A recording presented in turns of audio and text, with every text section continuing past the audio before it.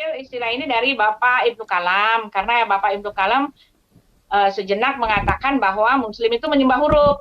Lalu saya iyakan gitu kan, karena menurut saya memang demikianlah, demikianlah. Itu menurut pemahaman saya. Nah, itu disebabkan karena selama ini kan Muslim mengatakan bahwa orang Kristen itu menyembah manusia gitu kan. Nah, sekarang timbullah termin baru mengatakan kalau kalau Kristen menyembah manusia itu artinya sama juga karena Muslim menyembah huruf gitu loh. Nah, yang perlu saya sampaikan kenapa pada malam hari ini adalah bahwa tuduhan-tuduhan yang mengatakan bahwa Kristen menyembah manusia itu tidak benar gitu, karena sesuai dengan buktinya yang sudah tercatat bahwa tidak ada orang Kristen yang mengatakan bahwa mereka menyembah manusia. Kami pun tidak mengatakan bahwa kami menyembah manusia. Kami adalah orang-orang yang menyembah Tuhan yang pernah datang menjadi manusia dan sekarang sudah kembali ke tempat asalnya, sudah kembali ke sorga. Nah, itulah faktanya yang ada gitu loh. Nah, silakan Pak Ibnu Kalam. Tambahkan, Pak. Najur. Ya, saya buka mic-nya dulu ya. Ya, sudah silakan. didengar suara saya? Ya. Sudah. Ya, masalah menyembah huruf ataupun menyembah nama itu sudah saya pelajari sejak masih remaja. Karena bukan saya yang memulai, tapi dari pihak ulama ya. Jadi ada seorang ulama yang menyampaikan, dia tidak bertanya tapi dia menyampaikan kepada saya supaya saya jangan sampai menyembah huruf atau menyembah nama. Nah, itu yang saya alami dulu, dan itu tidak, pada waktu saya disampaikan masalah itu kepada saya, nah, itu tidak diberikan jawaban. Saya saya berpikir sendiri ya. Jadi saya membutuhkan waktu yang lama untuk mempelajari masalah itu. Demikian pula ada dua masalah waktu itu, yaitu masalah siapa yang menyatakan Allah itu ada di dalam Ka'bah, maka dia musyrik. Tapi barang siapa yang menyatakan Allah itu tidak ada di dalam Ka'bah, maka dia kafir. Nah, itu juga tidak diberikan jawabannya kepada saya. Saya berpikir sendiri. Lagi pula pada waktu itu karena saya masih anak-anak, masih remaja, saya juga tidak terlalu tanggapi. Jadi nanti lama itu baru saya pikirkan, nanti memperdalam agama baru saya mempelajari masalah itu. Apa sebenarnya yang dimaksud dengan menyembah huruf ya atau menyembah nama. Itu butuh waktu yang lama untuk pelajarinya itu ya. Ilmu yang seperti itu dirasakan, jadi bukan di otak ya. Dia ada di dalam perasaan. Jadi saya memahaminya setelah banyak belajar membaca kitab-kitab, terutama kitab-kitab suci, baik dari kitab-kitab sucinya orang Hindu, kitab sucinya orang Buddha, ya kitab sucinya Perjanjian Lama, Perjanjian Baru, dan kitab sucinya orang-orang Cina, ya, dan tentunya juga Al-Quran. Dari semua kitab suci yang saya baca itu tidak ada kebencian saya juga tidak berpihak, sekalipun saya adalah Islam, saya tidak berpihak kepada Al-Quran. Saya mempelajari semuanya, tidak dengan ada kebencian, jadi tidak ada kebencian dan tidak berpihak. Nah, jadi saya betul-betul menetralkan diri untuk mencari kebenaran. Terutama yang saya cari itu juga adalah Tuhan. Ya, siapa itu Tuhan? Apakah Tuhan itu ada atau tidak ada? Ya, saya rasa itu dulu. Ya, silakan. Oke, silakan pihak Muslim. Masih berjalan saya punya. Maaf Udah, masih udah. berjalan. Udah Ibu. Agak telat 2 detik waktunya. Soalnya kan delay sebentar kan. Oke, silakan Pia Muslim. Assalamualaikum warahmatullahi wabarakatuh. Waalaikumsalam. Jadi materi ini, apakah umat Islam itu menyembah huruf? Yang perlu dipahami di sini adalah Sang Pencipta alam semesta itu tidak memiliki awal, sementara huruf itu memiliki awal. Jadi sebelum ada huruf alif, lam, lam, ha itu, Allah itu sudah ada. Lalu bagaimana kemudian sosok manusia mengenal Sang Pencipta alam semesta? Tentu Sang Pencipta alam semesta ini datang kepada manusia melalui utusan-utusannya, memperkenalkan dirinya dengan penyebutan nama. Akulah Allah. Di dalam konsep Islam, Tuhan disebut dengan nama Allah dan diyakini sebagai esensi maha tinggi yang nyata, sebagai esensi yang esa, pencipta yang maha kuat, yang maha tahu, yang maha abadi, penentu takdir dan juga hakim bagi semesta alam. Jadi secara etimologis, kata Allah ya, didefinisi dari kata ilah yang berarti menyembah. Ya.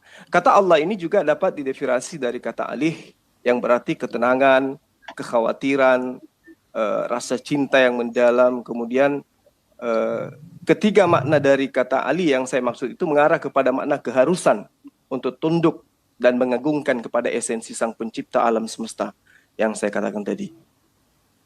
Jadi mengenal kata Allah atau mengenal Tuhan, sumber yang digunakan kemudian oleh umat Islam itu tidak lain dan tidak bukan adalah Al-Quran. Jadi kata Tuhan ini berasal dari kata ilahun yang terdiri atas 3 huruf, hamzah, lam, dan ha, sebagai pecahan dari kata laha, yalihu, kemudian laihat, yang berarti Sang Pencipta yang maha pelindung, maha perkasa. Jadi ilahun itu jamaknya adalah alihatun. Bentuk kata kerjanya adalah alaha, yang artinya sama dengan abada, yaitu mengabdi. Maka dengan demikian di dalam ajaran agama Islam, ilahun artinya sama dengan ma'budun, yang diabdi atau yang disembah. Lawan dari kata abdun, yang mengabdi atau hamba atau budak. Nah, jadi dengan demikian, ya, penjelasan yang singkat ini yang saya sampaikan kepada sahabat sekalian, menjelaskan bahwa yang kami sembah itu adalah Sang Pencipta yang memiliki nama, di mana dirinya adalah esensi satu-satunya yang telah memperkenalkan diri kepada para utusannya untuk kemudian diajarkan bagaimana kemudian manusia selaku ciptaan itu mengenal Sang Pencipta alam semesta. Di dalam ajaran agama Islam disebutlah Allah, di dalam ajaran Kristen disebutlah Bapa, di dalam ajaran Yudaism mereka sebut dengan Hasem. Dan itulah yang saya katakan bahwa umat Islam itu tidak menyembah huruf. Demikian sementara, silakan. Silakan Pia Kristen. Oh, masih sendiri ya? Ya, kalau boleh saya katakan, apa yang dikatakan oleh Bapak Zuma ini hanyalah sebetulnya mengimani, ya kan? Kita kalau Bapak mengatakan bahwa Tuhan ya Bapak, ya Allah adalah Tuhan dengan segala sudut pandang etimologi dan semua, ya sama juga dengan kami Pak.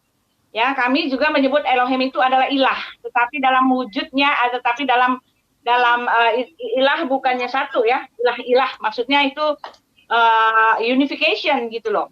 Ilah-ilah yang merujuk kepada satu nama, yaitu YHWH, ya kan? Lalu tetapi nama YHWH itu tercatat juga di dalam kitab kami, dia bermakna Tuhan gitu kan, bermakna penguasa jagat raya ini. Nah, kalau untuk bicara seperti itu memang kita akan sama-sama mengaku bahwa dua-duanya Tuhan gitu kan. Nah, tetapi di dalam kitab kami jelas dikatakan bahwa Elohim itu lalu disebut Ehad, itu Tuhan kami itu Esa, Tuhan kami juga Esa, tetapi Esa yang tidak sama dengan yang digadang-gadangkan oleh Esanya pihak Pak Zulkifli, ya kan? Esa kami itu memang dari awal memang sudah Tritunggal disebut, memang sudah Tritunggal, karena sejak awal di dalam Kejadian 3 itu sudah dikatakan Elohim menyebut dirinya kita, dia bicara kepada diri pribadinya sendiri, kita menyebut dirinya kita gitu kan. Marilah kita menjadikan manusia itu menurut gambar dan rupa kita, ya kan? Lalu di dalam Kejadian itu nanti mereka akan mengetahui siapa kita gitu kan. waktu Adam dan Hawa memakan itu kan memakan buah pohon pengetahuan itu kita. Jadi ada kata kita itu 3 kali, bahkan 3 kali disebut ketika Elohim itu mengadakan sidang ilahi gitu loh. Maksudnya mengadakan ya sidang ilahi kita, dia menyebut dirinya kita. Jadi jelas memang Tuhan kami sejak awal dia adalah Tuhan yang ehad. Ehad dalam arti unification. Tidak ada catatan ehad yang berkata tauhid gitu kan. Karena tauhid sendiri di kitab kalian, di kitab Pak Juma juga nggak ada itu kata tauhid. Gitu. Yang dipakai juga akhirnya ehad atau ahad. Ahad itu juga kan diambil dari tempat kami. Sedangkan ehad di tempat kami itu jelas membuktikan bahwa itu ehad yang esa yang unification. Nah, jadi terjadi kesalahpahaman juga di kitabnya di sebelah pihaknya Bapak gitu, Pak Juma. Karena ehadnya Pak Juma itu sama seperti kami, ehadnya unification, bukan ehad yang satu tunggal gitu loh. Sedangkan di sana menggadang-gadangkan bahwa Tuhannya tunggal gitu. Dan sedangkan Tuhannya sendiri ketika tunggal dia menyebut dirinya kami, gitu kan? Ini yang menjadi kerancuan yang susah sekali sampai sekarang nggak bisa diketemukan titik terangnya gitu. Nah itu saja yang saya kasih tahu. Jadi ketika Tuhan Pak Juma, pihak Pak Juma mengatakan kami menyembah manusia, oh tidak bisa. Karena apa? Karena yang dibilang manusia itu jelas dia adalah Tuhan. Sejak awal sudah dikasih tahu bahwa dia akan datang menjadi manusia. Ini kenapa suaranya seperti ini ya? Tolong di itu dong suara saya. Ya, silakan Pak Ibnu. Kalau maaf ya, silakan. Ya. Pada waktu Anda beribadah atau salat, itu saya sering mendapatkan pelajaran dari beberapa tokoh agama. Jadi saya yang ditanyakan kepada saya, diberikan pertanyaan ya. Pada waktu Anda itu beribadah atau khususnya pada salat itu apa yang Anda bayangkan itu? Ya. Karena dari beberapa pendapat ulama ada beberapa pendapat ya, ada beberapa pendapat. Nah, itu satu. Jadi apa konsentrasi pikiran Anda itu apa? Bagaimana? Yang kedua, ini ada kaitannya nanti apakah Al-Qur'an kalamullah ghairu makhluk? Apakah itu yang Anda ikuti atau apakah Al-Quran kalamullah, Al-Quran makhluk? Ya, saya rasa itu saja yang ingin saya jelaskan. Baik. Jadi di dalam ajaran agama Islam itu Pak, dikatakan bahwa Sang Pencipta alam semesta itu bukan makhluk dan dia tidak sama seperti apapun. Laisa kamitslihi syai'un. Dia tidak bisa dibayangkan setara dengan apapun. Dalam arti kata bahwa apakah umat Islam ketika beribadah membayangkan sosok? Nah, kalau kita berbicara mengenai sosok, berarti kita berbicara mengenai hal yang baru. Berbicara mengenai hal yang baru, berarti kita berbicara mengenai makhluk. Nah, apakah Sang Pencipta alam semesta itu makhluk? Tentu bukan. Lalu apa yang dibayangkan ketika kita beribadah? Nah, inilah indahnya di dalam berislam. Ketika umat Islam itu beribadah, mengumandangkan takbir, misalnya dalam sholat, maka yang muncul pada saat itu adalah sembahlah Allah seakan-akan engkau melihatnya. Tapi ketika engkau tidak melihatnya, maka percaya dan imani bahwa dia sungguh melihatmu. Artinya ketika umat Islam itu beribadah kepada Sang Pencipta alam semesta, dia akan mendudukkan dirinya sebagai hamba. Menghambakan dirinya kepada Sang Pencipta. Tidak mesti dibayangkan sosok. Yang penting dia sadar bahwa dia adalah ciptaan Sang Pemilik alam semesta ini. Itu yang dikatakan dengan khusyuk dalam beribadah. Jadi bukan membayangkan lapas Allah. Bukan.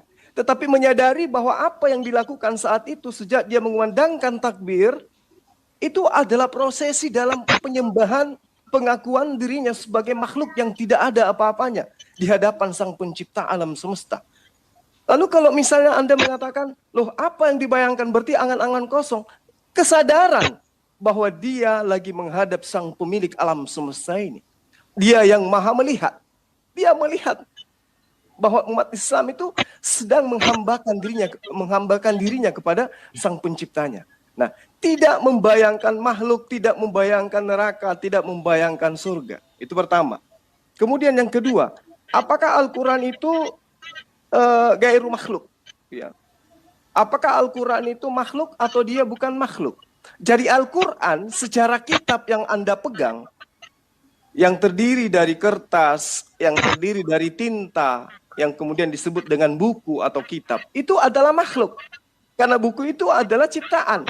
Karena tinta itu adalah ciptaan. Tetapi kandungan kalam yang ada di dalamnya, itu bukan makhluk, tetapi itu adalah al-kalam. Itu adalah kalamullah. Itu adalah sifat, itu adalah kehendak Allah. Seperti misalnya, ketika saya pingin makan nasi, apakah keinginan makan nasi itu adalah di luar daripada diri saya? Tentu tidak. Itu adalah kehendak yang melekat pada diri saya. Bahwa saya selaku manusia memiliki sifat ingin makan. Dan itu melekat pada diri saya. Bukan cuma hari ini. Hari ini saya ingin makan. Besok saya nggak makan-makan lagi. Lusa baru makan lagi. Itu tidak seperti itu. Tetapi ada sisi di mana sifat saya itu adalah pingin makan. Pingin makan itulah yang merupakan diri saya, kehendak saya. Dan itu adalah bagian daripada saya. Nah, kalamullah yang tertuang di dalam kitab suci Al-Quran, itu adalah al-kalam. Sifat yang melekat pada diri Allah. Kehendak Allah. Demikian. Nah, kembali saya ingin... belum saya. Ini saya menjawab pertanyaan Bapak. Sekarang giliran saya bertanya. Oh ya. Boleh Pak ya? Silakan. Pertanyaan yang sama. Apapun agama Anda, ketika Anda beribadah, apa yang Anda bayangkan? Silakan. Bagus. Ya. Ya, Ibu Uti, saya harap saya dulu berdua, nanti Ibu Uti belakangan. Silakan. Ya, mendengarkan saja. Ya. Dari penjelasan Pak Ustaz, saya mau tanya dulu, apakah pernah bertarekat? Islam itu adalah tarekat, Pak, jalan. Tidak, yang biasa disebut orang misalnya tarekat. Oh saya iya. Kalau begitu saya berikan penjelasan begini. Silakan. Dari beberapa tarekat itu, misalnya di tarekat Naksabandia itu, yang dibayangkan itu pada awal-awal belajar orang adalah guru. Gurunya yang dibayangkan. Itulah sebabnya orang-orang tarekat Naksabandia itu dikafirkan oleh kelompok Muhammadiyah. Saya lupa bukunya itu. Pernah saya membeli bukunya itu, tapi pengarangnya saya lupa namanya, tapi nama daripada buku itu masih saya ingat. Yaitu Pembelaan Tarekat Naksabandia. Kenapa dia perlu membuat buku? Karena dikafirkan oleh kelompok Muhammadiyah. Ya. Nah, jadi kalau di Tarekat Naksabandia itu, pada langkah pertama, misalnya dalam beribadah, khususnya pada salat, yang dibayangkan itu adalah wajah guru. Karena pada waktu kita salat harus ada sesuatu yang kita ingat. Sementara kalau dari penjelasannya tadi Pak Ustaz, itu kesadaran. Maka kalau kesadaran itu yang ada pikirkan, maka saya menyatakan bahwa Tuhan Anda itu adalah kesadaran. Yang kedua yang ingin saya sampaikan, kalau dari tarekat yang lain lagi, misalnya Tarekatul Muhammadiyah, yang dianjurkan itu dibayangkan adalah Ka'bah. Barang siapa yang tidak menghadirkan Ka'bah di hadapannya pada waktu dia salat, maka dia tidak sah salatnya. Itu pendapat tarekat Tarekatul Hawalatiyah. Sedangkan pada umumnya, orang-orang yang mempelajari agama, yaitu yang menyatakan bahwa berkonsentrasi, maka pada waktu dia salat, adalah kekosongan, artinya konsentrasi, maka Tuhannya adalah konsentrasi. Kalau melihat dari jawaban Pak Suma tadi, menjawab bahwa dia sadar pada waktu salat misalnya, maka saya untuk sementara ini menyatakan bahwa Tuhannya adalah Tuhannya adalah kesadaran. Kemudian ya masih ada terkait yang kedua, al-kalam. Beliau menyatakan sifat. Ini kalau atau sama dengan kehendak, ya. Maka saya menyatakan kacau ilmunya ini Pak Ustaz. karena seharusnya ini dalilnya orang Kristen. Kalau kalam itu ada di dalam diri Tuhan, maka itu adalah dalilnya Trinity, bukan dalilnya Tauhid, bukan dalilnya Tauhid. Karena Tauhid di sini kalau di dalam Islam itu berbeda-beda pendapatnya dari 3 ulama besar, ya, yaitu Asy'ari, kemudian Ibnu Taimiyah, kemudian Mu'tazilah, ya. Jadi sepertinya ada kekacauan berpikir di pihak Pak Suma. Nah, itu saya dulu saya jawab apa tadi pertanyaannya, Pak? Kalau Anda ibadah kepada Tuhan Anda, apa yang Anda bayangkan? Oh Sesuai ya, dengan ya, pertanyaan Anda. bagus. Ya, apa yang saya bayangkan pada waktu saya ibadah, nah itulah ilmu yang untuk sementara ini harus saya ajarkan kepada orang itu, harus berhadapan-hadapan dengan saya, Pak. Artinya harus dia terima ilmu itu berdasarkan ijab kabul. Tidak boleh Bapak saya sampaikan ajarkan aja di sini, tidak. Pak, karena ini kan kita lagi Maaf yang sebesar-besarnya, Pak. Oh. Nah, itu ilmu ya, karena ya menyangkut Tuhan, ya, yang pemahaman tentang Tuhan.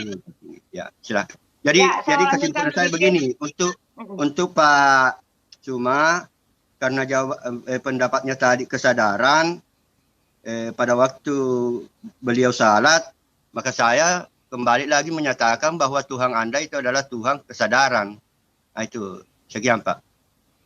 Ya, saya mau tambahkan sedikit lagi. Jadi kesimpulannya dari Bapak Ibnu Kalam tadi, yang dimaksud Tuhan oleh Pak Juma adalah kesadaran. Jadi kesadaran itu hanyalah pola pikir, ya, pola pikir yang menyadari gitu, tetapi tanpa pembuktian. Lalu ada lagi yang mengatakan bahwa Tuhan itu harus memikirkan Ka'bah, gitu kan? Itu juga adalah makhluk yang tidak hidup. Lalu di situ juga ada konsentrasi. Menghadirkan Ka'bah di depannya pada waktu salat. Ya, menghadirkan Ka'bah dan konsentrasi. Jadi jelas tiga-tiganya ini jelas tertulis terangkum di dalam Alkitab bahwa Pak Juma, bukan Alkitab, ajaran tarekat. Iya, tetapi di dalam Alkitab kami juga mengatakan kamu menyembah apa yang tidak kamu kenal, gitu loh. Jadi semuanya tidak kenal. Jadi sosok Tuhannya itu tidak nyata, tidak real. Sedangkan di kami dikatakan bahwa tak seorang pun melihat Allah, tetapi anak tunggal Allah yang ada di pangkuan Bapa, dialah yang menyatakannya. Jelas Tuhan kami itu real, Tuhan kami itu nyata. Ketika kami berdoa, kami tahu kepada siapa kami berdoa, karena dia pernah hadir, karena dia pernah ada, karena dia pernah berkarya, karena dia pernah menyatakan diri, dan karena dia menunjukkan ketuhanannya, gitu loh. Nah, sekarang pertanyaan saya kepada Pak Juma, ketika Bapak berdoa, ya, ketika Bapak mengatakan Tuhan itu begini, saya minta satu aja tanda di mana Tuhan Bapak itu sama seperti Tuhan kami, yang berkarya, yang menyatakan diri, yang bermujizat, dan yang pernah ada, gitu loh. Jadi kami tidak, jadi itu artinya Bapak menyembah apa yang tidak, Bapak menyembah apa yang Bapak kenal, gitu loh. Karena pernah ada sosok itu, gitu loh. Ya, silakan. Iya, dia tidak mengenal Tuhannya. Ya, dia tidak mengenal Allah. Ya, jadi pertama Pak Ibnu Kalam tidak mau menyampaikan sosok mana yang dia bayangkan ketika dia beribadah. Oke. Ya, itu satu poin yang negatif buat Bapak. Kemudian yang kedua, pertanyaan Ibu Uti, ya. Seakan-akan bahwa Allah yang kami sembah itu sama dengan Yesus, sama dengan Roh yang bertanduk 7 dan bermata 7, dan juga sama dengan merpati. Ibu harus akui itu bahwa sembahan kita itu berbeda. Dan saya tidak akan pernah mau menyamakan sembahan saya dengan sembahannya Kristen. Nah, Ibu juga harus bisa membedakan antara perjanjian lama dengan kitab Torah, perjanjian baru dengan Injil. Ibu harus bedakan itu. Jadi Ibu jangan selalu mengatakan, Tuhan kita sama, Tuhan kita sama. Tuhan kita tidak pernah sama. Itu yang perlu Ibu pahami. Jadi di dalam Al-Quran itu sudah jelas dikatakan bahwa Qul ya ayyuhal kafirun la a'budu ma ta'budun. Jadi kami tidak akan pernah menyembah Tuhan yang ibu uti sembah, dan ibu tidak akan pernah menyembah Tuhan yang kami sembah, karena esensi Tuhan kita itu berbeda. Lain cerita kalau ibu berkata tentang Tuhan yang mengutus para nabi, karena itulah Tuhan kami, itu loh. Nah, kemudian ini pertanyaan buat Ibu Uti, tolong nanti dijawab sebelum saya menjelaskan. Kalau ibu menyembah, siapa yang Anda bayangkan? Bapakkah roh-roh itu, atau Yesuskah yang manusia itu, atau Roh Kudus yang merpati, burung merpati itu? Itu tolong nanti Ibu jawab. Kemudian kaitannya dengan Islam. Di dalam beribadah, seperti yang saya terangkan kepada Anda, ibadah umat Islam itu pertama kali yang Bapak harus tahu. Di dalam proses penyembahan itu ada yang dikatakan khusyuk. Nah, khusyuk ini adalah memahami makna setiap bacaan dan menjiwai setiap gerakannya. Karena sholat atau berdoa bukan hanya sekedar menghafalkan dan melafazkan bacaannya, bukan sekedar menggerakkan tubuh, tapi doa atau sholat itu membutuhkan jiwa dan hati untuk mencapai kekhususan. Dikatakan di dalam hadis Tirmizi dari Abi Hurairah radhiyallahu an bahwa Rasulullah sallallahu alaihi wasallam itu melihat seseorang memainkan jenggotnya ketika sholat. Maka beliau berkata, seandainya hatinya khusyuk, maka khusyuk pula anggota badannya. Karena itulah kemudian di dalam prosesi penyembahan itu ada yang dikatakan khusyuk. Khusyuk itu adalah merasa bahwa dirinya sedang menghambakan diri kepada Sang Pencipta alam semesta yang tidak terlihat oleh makhluk, tetapi melihat makhluk.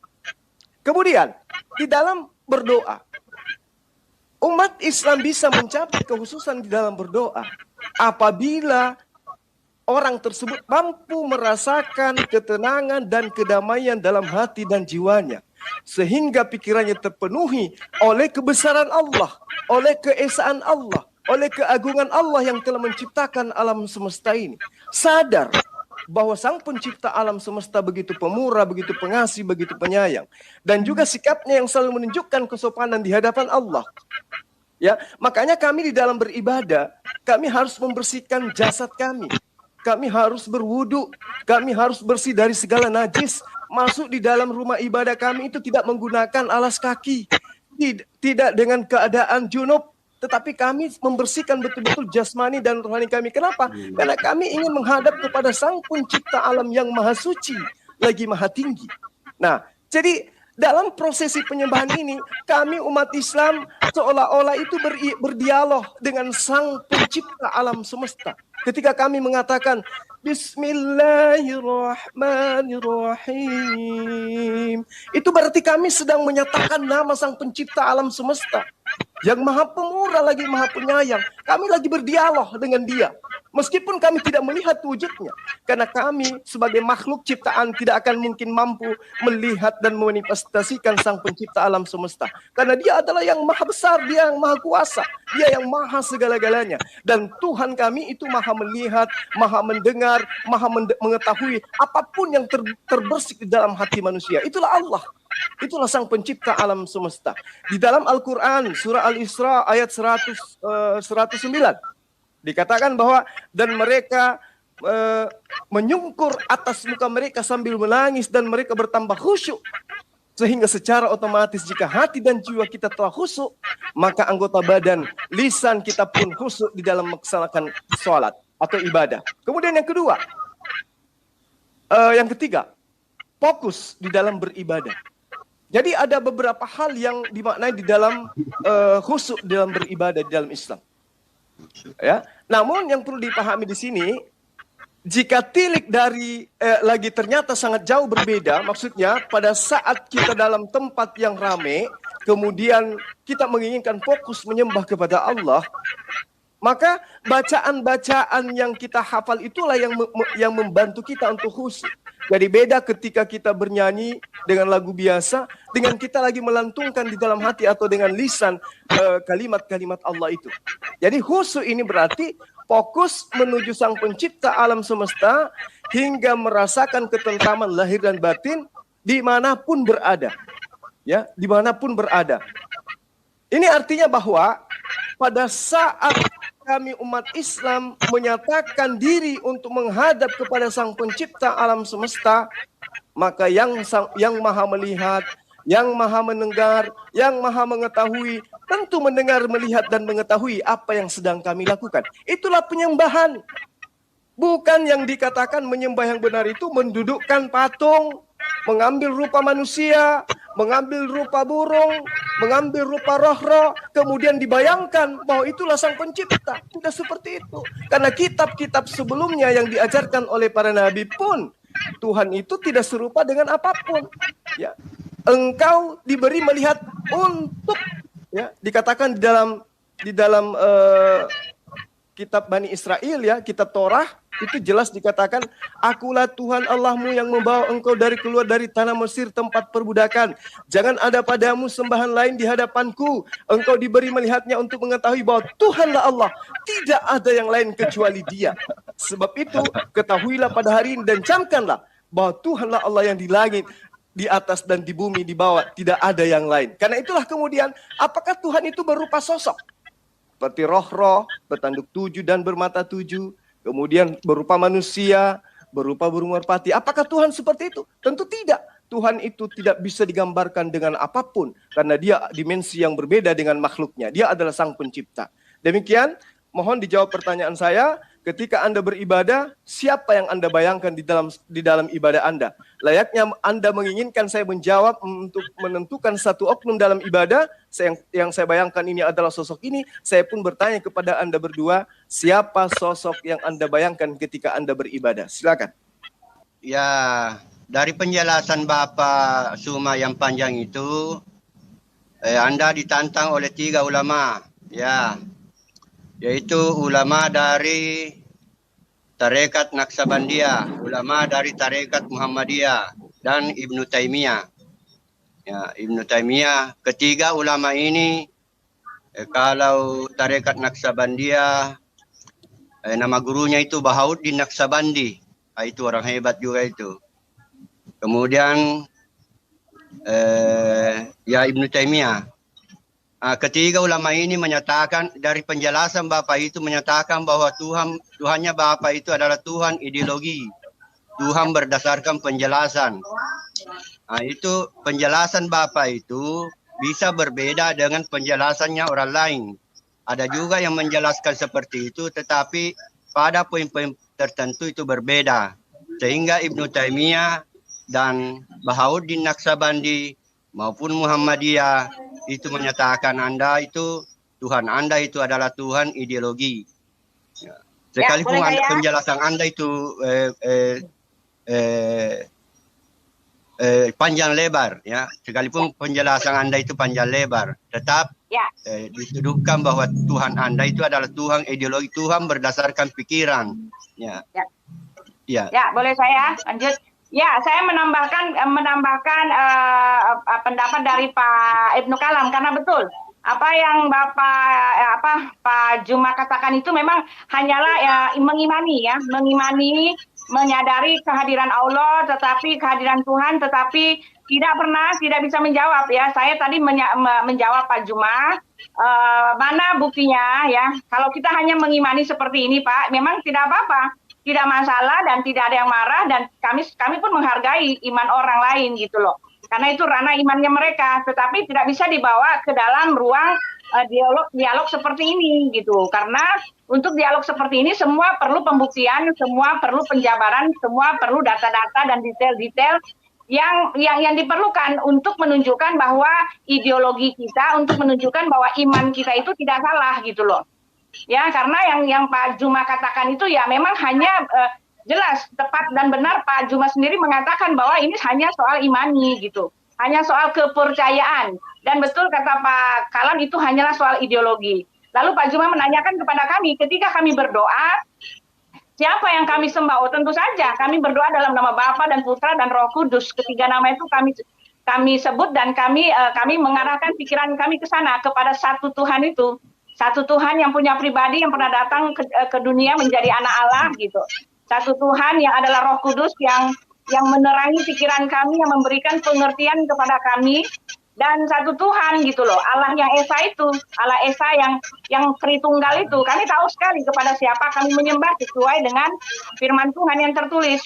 Lalu ketika Pak Juma mengatakan bahwa di dalam ayatnya ya, Tuhan bukan berbentuk manusia, ya kan? Engkau akan diberi melihat, lalu akulah Tuhan Allahmu, tidak ada yang lain yang serupa denganku. Itu kan cuma comot ayat. Ya, ayat yang Bapak pakai untuk mendukung ini sama sekali bukan berpengertian bahwa Tuhan kami itu bukanlah Allah yang esa. Ya, bukanlah Allah yang Tritunggal. Oh maaf Pak, dari awal sudah dikasih tahu memang Tuhan kami seperti itulah adanya. Karena yang Bapak comot itu maksudnya adalah tidak ada yang sama seperti Dia, yang Allah yang datang ke dunia, Allah yang penebus dan juru selamat. Itu tidak bisa Bapak pungkiri, ya, karena penebus di situ juga sudah dikasih tahu di dalam Yesaya 43, aku akan memberikan manusia menjadi sebagai ganti nyawamu. Sudah dikasih tahu, dan konsep orang-orang Yahudi itu mereka mengenal apa itu anak Allah. Ya, mereka mengenal apa itu anak Allah, mereka mengenal Allah Bapa gitu loh. Ya, memang itulah konsep ketuhanan yang dari awal itu ada. Lalu Bapak mengatakan bahwa Tuhan Bapak bukanlah Tuhan kami. Oh, betul sekali. Itulah yang saya harapkan, pernyataan yang saya harap keluar dari mulut Pak Juma.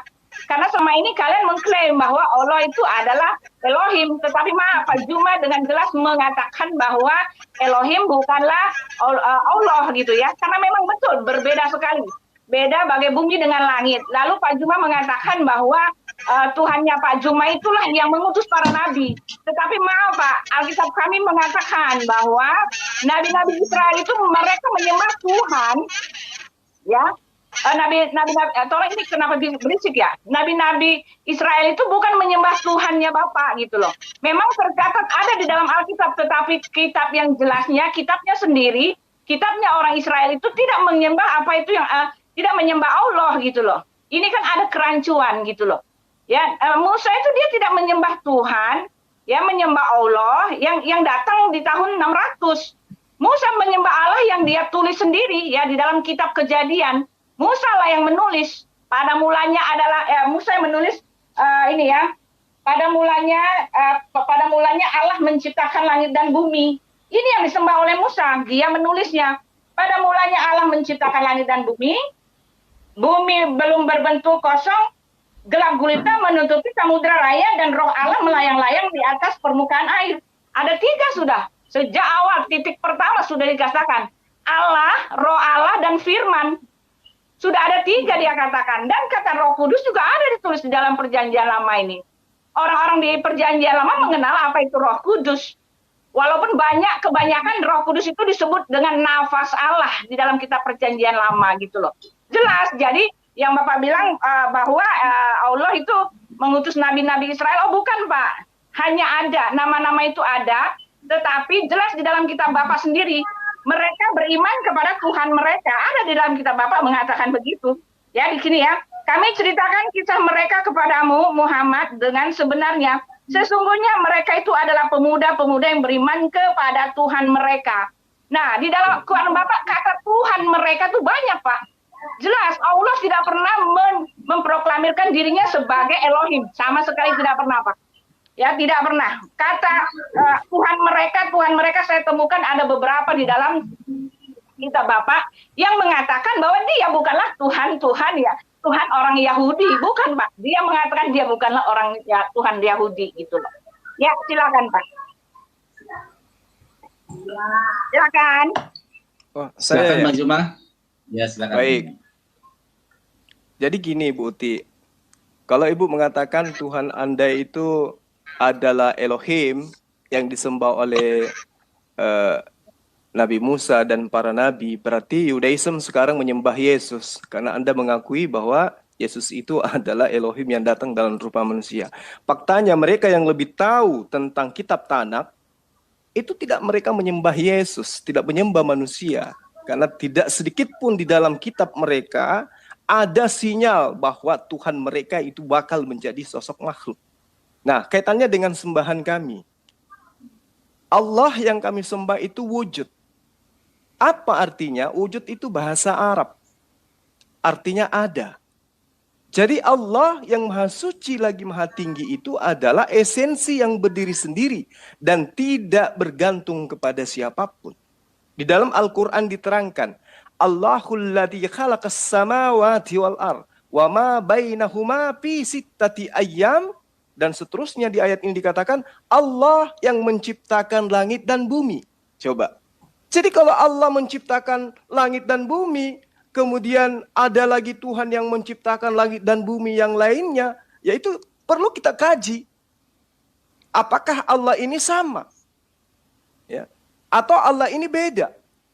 Nah, bagaimana kemudian esensi sang pencipta alam semesta datang kepada Rasulullah Muhammad SAW, mengatakan kepada Rasulullah, dialah Tuhan satu-satunya yang telah mengutus para nabi, yang memberikan kitab Torah, yang mewahyukan kitab Zabur atau Mazmur, yang mewahyukan kitab Injil. Nah, itulah esensi yang disembah oleh umat Islam, yang mewahyukan kitab-kitab sebelumnya, yang mengutus para nabi-nabi sebelumnya. Itulah yang kami sembah. Tuhan yang kami sembah bukanlah Tuhan independen yang berdiri sendiri, yang mengatakan bahwa Tuhan-Tuhan yang datang kepada Abraham, yang datang kepada Musa, yang datang kepada Isa adalah bukan Tuhan. Yang Tuhan adalah aku. Sembahan kami tidak mengatakan itu. Tetapi dia datang memperkenalkan diri. Akulah yang telah berfirman kepada nabi-nabi sebelum kamu Muhammad. Akulah yang telah mewahyukan kitab ini dan kitab itu sebelummu. Nah, itu makanya kami menyembahnya. Tetapi kami menyembahnya tidak begitu saja menyembahnya. Kami mengkaji kitab kami mentelaah kitab kami mengkaji secara sejarah kitab kami. Untuk itulah kemudian kitab kami muncul dengan makhraj hurufnya, muncul dengan original teksnya, untuk kemudian meyakinkan kami bahwa sembahan kami itu adalah sembahan yang benar. Nah, lalu kemudian ketika Anda tadi menerangkan, Tuhan kami adalah Esa. Dialah yang kami sebut Bapa, Anak, dan Roh Kudus. Yang saya pertanyakan adalah, yang mana yang Anda bayangkan ketika Anda beribadah? Bapa di dalam Wahyu 5 ayat 6 dikatakan berbentuk roh-roh, bertanduk 7 dan bermata 7. Anak jelas, anak Maria. Dikatakan di dalam 2 Yohanes 1 ayat 7. Penyesat itu adalah mereka yang mengajarkan, mengimani bahwa Yesus itu tidak datang sebagai manusia. Lalu kemudian di dalam Ibrani 13 ayat 8, mudah-mudahan saya tidak keliru menyebutnya. Di situ dikatakan Yesus dari dulu, sekarang maupun yang akan datang tetaplah sama untuk selama-lamanya. Dia datang sebagai manusia, selama-lamanya datang sebagai manusia. Kalau Anda tidak mengimani dia sebagai manusia, maka Anda disebut penyesat sesuai dengan 2 Yohanes 1 ayat 7. Ibu selalu mengatakan kepada saya, Zulkifli suka comot-comot ayat. Siapkan waktu Anda 10 jam, saya akan bacakan dari kitab Kejadian sampai kitab Wahyu. Tidak ada pengakuan Allah atau Elohim akan menjelma menjadi manusia. Adapun Yesaya 9 ayat 6, telah lahir di kota Daud. Allah yang kekal, Allah yang perkasa. Itu menurut yang sang pemilik kitab bukan Yesus. Tetapi adalah Raja Ahaz atau Hezekia yang hidup pada masa itu. Itu adalah kisah, bukan nubuatan. Jadi kembali kepada pertanyaan saya. Sosok mana yang Anda bayangkan ketika Anda beribadah, ketika Anda berdoa? Apakah cuma satu atau 3 sosok? Ada yang berbentuk roh-roh, ada yang berbentuk manusia, ada yang berbentuk merpati. Yang mana Anda bayangkan ketika Anda beribadah? Kalau Pak Ibnu Kalam kan tadi sudah nangis tuh. Gak bisa dia torangkan Tuhannya di sini. Gak bisa. Karena Tuhannya itu entah dia berbentuk naga kah? Atau berbentuk kotak segitiga kah? Atau adalah sepatu yang kemudian dikasih parfum atau apa? Entah. Saya sudah menjelaskan. Tuhan kami itu ada. Dia tidak terlihat bukan berarti dia tidak ada. Tuhan kami itu ada. Bukan berarti ketika kami tidak mampu memunculkan dia wujudnya di dalam ibadah kami berarti dia tidak ada. Tidak, Tuhan kami tidak seperti itu. Alam semesta ini, bumi ini bagi Tuhan hanya sebutir debu di antara debu yang ada di atas muka bumi. Jadi kecil. Di dalam kitab Raja-Raja dikatakan, benarkah Allah akan turun bersama manusia di atas bumi? Sesungguhnya langit, bahkan seluruh langit yang melimuti langit sekalipun tidak akan mampu memuat Allah. Itulah Tuhan kami. Bagaimana mungkin kami bisa membayangkan yang begitu dahsyat dan begitu besar, yang maha kuasa. Yang pada intinya, di dalam ajaran agama Islam, ibadah tauhid itu adalah, ada yang dikatakan uluhiyah, ubudiyah dan seterusnya. Itu adalah ibadah penyembahan kami di dalam menyatakan diri kami sebagai hamba ciptaan Allah. Ya. Karena Allah kami itu maha besar. Dia itu tidak terlihat tetapi dia ada. Dia nyata dengan adanya alam semesta ini. Karena alam semesta ini ada, tentu ada penciptanya. Meskipun penciptanya itu tidak datang menyatakan diri, akulah yang menciptakan bumi ini, hahaha, dalam wujud manusia dan seterusnya, atau dilahirkan, kemudian dia mengajarkan bahwa akulah sang pencipta alam semesta. Itu tidak ada. Bahkan Yesus yang disembah sahabat-sahabat Kristen, justru ketika dia datang ke muka bumi, mengajarkan Bani Israel sebagai pengikutnya untuk menyembah hanya kepada esensi Allah sang pencipta alam semesta. Kata Yesus, hidup kekal itu adalah mereka mengenal engkau satu-satunya Allah yang benar dan mengenal aku sebagai utusanmu. Itu yang terpenting. Nah sekarang pertanyaan saya kembali. Ketika Anda beribadah, sosok mana yang Anda hadirkan, yang Anda katakan satu di dalam Anda berdoa? Silakan. Ya, ini tadi Pak Zulkifli jelas masih saja bicara tentang imani, walaupun dengan penegasan bahwa Tuhan yang kamu imani itu bukan berarti tidak ada. Karena yang kita bicarakan ini adalah pembuktian. Apapun perkataan Pak Zulkifli tidak membuktikan bahwa Tuhan Pak Zulkifli itu ada gitu loh. Karena yang Pak Zulkifli itu adalah imani, semua dalam ranahnya imani. Nah, sekarang Pak Zulkifli membawa ayat ya untuk mendukung bahwa Tuhan kami itu adalah Tuhan yang bukanlah Tuhan gitu, karena Yesus itu kata Pak Zulkifli bukanlah Tuhan. Lalu PL itu bukan kitab kami, tetapi maaf Pak, kitab PL itu kami buka siang malam dan ini ada dalam kitab kami. Betapapun Pak Zulkifli mengelaknya bahwa PL itu bukan kitab kami, tetapi maaf Pak, itulah kitab kami. Kitab kami terdiri dari Perjanjian Lama dan Perjanjian Baru, dan itu ada hubungan yang sangat dekat sekali, ada hubungan, ada kait-mengkait yang tidak bisa dipisahkan gitu loh. Betapapun Pak Zulkifli menyangkalnya bahwa PL bukan kitab kami. Lalu Pak Zulkifli mengatakan kalau begitu Yudaisme menyembah Yesus. Maaf Pak Zulkifli. Kenyataannya yang sebenarnya adalah Yudaisme itu mereka bukannya tidak mengenal konsep anak Allah, tidak mengenal konsep Trinitas, bukan. Mereka hanya menolak bahwa Yesuslah yang dimaksudkan itu.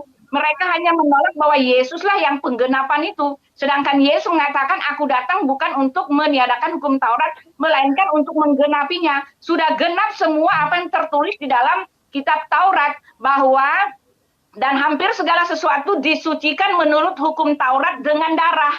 Dan tanpa penumpahan darah tidak ada pengampunan. Yesuslah yang menggenapi pengampunan dosa dengan penumpahan darah itu. Dan Yesus sudah genapi itu, bahkan Yesus sudah naik ke sorga. Masalahnya orang Yahudi itu bukan ini, mereka hanya menolak bahwa Yesuslah penggenapan itu. Sampai sekarang mereka masih menanti-nanti supaya Mesias itu datang, anak manusia itu datang, anak Allah itu datang. Tetapi masalahnya mereka sudah terlambat, karena anak manusia itu bukan saja sudah datang, tetapi dia sudah naik ke sorga. Bahkan sekarang ini kita sedang menunggu kedatangan yang kedua kali.